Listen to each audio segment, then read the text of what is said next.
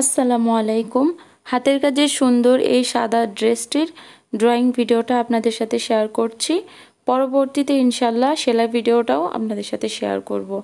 এখানে আমি ড্রয়িং করছি সিলভার কালারের যে কলমটা থাকে এই কলমটা দিয়ে। এই কলমটা একটু কি বলে জরি জরি টাইপের, লাইব্রেরিতে আপনারা পেয়ে যাবেন।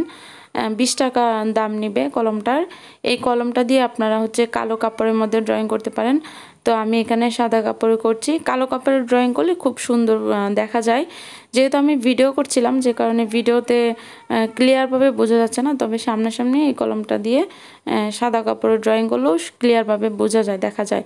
তবে বেশি হাত দেওয়া যাবে না, হাত দিলে কিন্তু জরিটা উঠে যাবে আর ড্রয়িংটা হালকা হয়ে যাবে।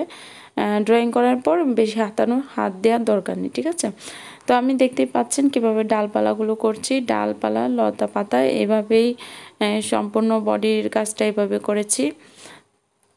শুধু বুকের অংশে আমি এই গাঢ় একটু গর্জিয়াস করে এটা করছি, ড্রয়িংটা করেছি। আর নিচের অংশে আমি তেমন কোনো কাজ দিইনি, শুধু একটা করে ডলার দিয়েছি। অবশ্যই আমি যখন সেলাই ভিডিওটা শেয়ার করব তখন ক্লিয়ারভাবে আপনারা বুঝতে পারবেন। তো এখানে আমি দেখতে পাচ্ছেন কিভাবে সেলাই করে কিভাবে ড্রয়িং করে নিচ্ছি দেখতেই পাচ্ছেন। তো আপনারা অবশ্যই সেলাই ভিডিওটা পেয়ে যাবেন ইনশাল্লাহ। সাবস্ক্রাইব করে রাখবেন, পরবর্তীতে ভিডিওগুলোর নোটিফিকেশন পেয়ে যাবেন। তো দেখতে থাকেন কিভাবে আমি ড্রয়িং করি।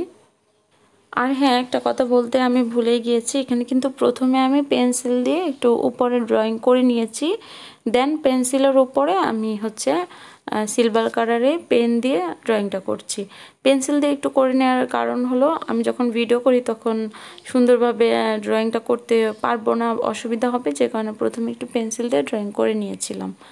তো আমি বুকের অংশটা ড্রয়িং করে নিয়েছি, আর নিচে আমি গোল গোল করে ডলার লাগানোর জন্য একটু ড্রয়িং করে নিয়েছি, জাস্ট গোল গোল করে।